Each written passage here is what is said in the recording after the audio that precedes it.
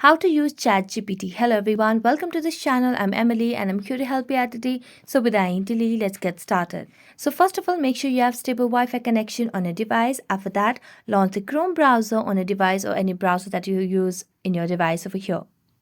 Now tap on the search bar and search for ChatGPT. As you search for ChatGPT, here you can see the option of introducing ChatGPT. So just tap on it, and as you tap on it, you can just tap on this option of try ChatGPT.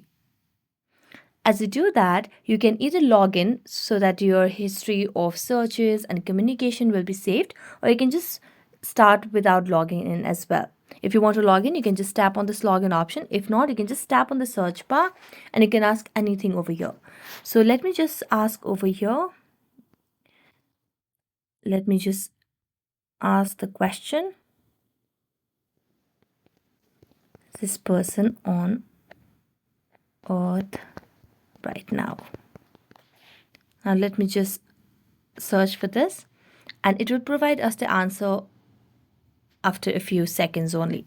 So it gives this answer and it might be valid or not. You cannot depend on it 100%, but definitely this gives a much better response over here.